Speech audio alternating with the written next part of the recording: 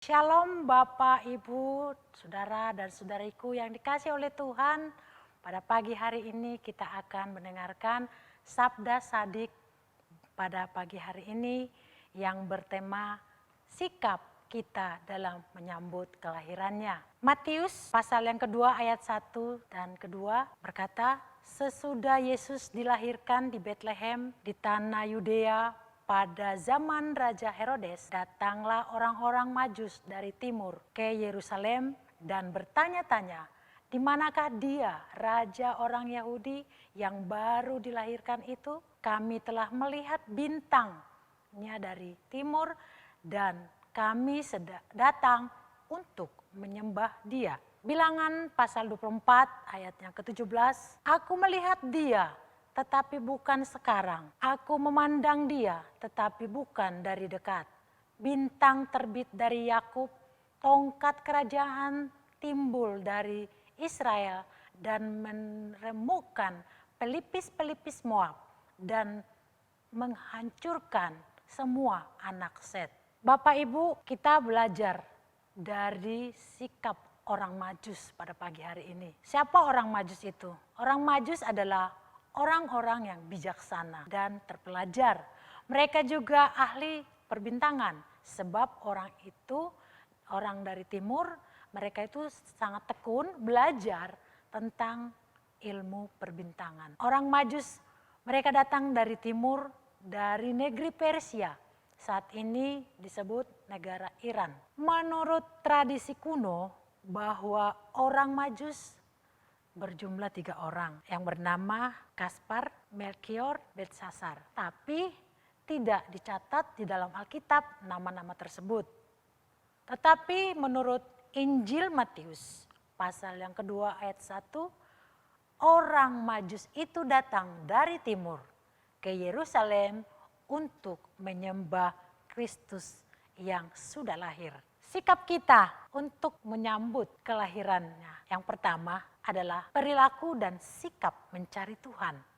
Bagaimana perilaku kita dalam mencari Tuhan? Selalu bertanya dan berusaha untuk mencari Tuhan, akan menyembah Dia di dalam kehidupan kita sehari-hari. Kita belajar dari orang Majus. Orang Majus memiliki tekad yang kuat. Dengan jarak jauh, ribuan mil mereka menempuh perjalanan.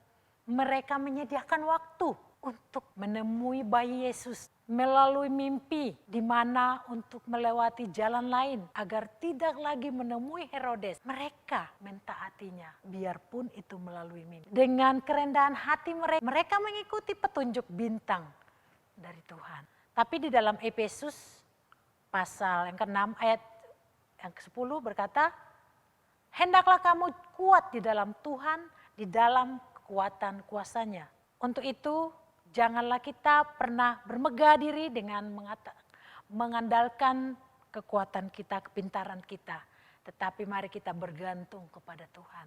Tetaplah rendah hati, karena Tuhan juga adalah rendah hati.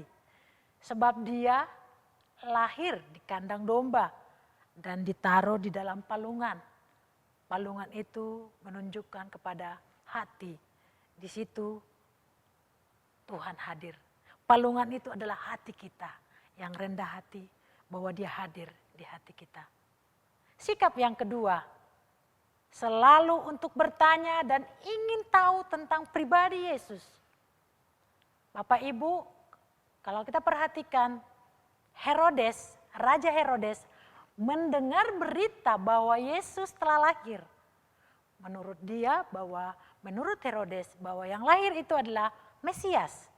Herodes berusaha untuk mengumpulkan para imam dan para ahli Taurat bangsa Yahudi untuk dimintai keterangan dari mereka tentang di manakah Mesias itu dilahirkan. Ternyata ada di Betlehem, di tanah Yudea. Demikianlah ada tertulis di dalam kitab Nabi. Itu di ayat yang kelima.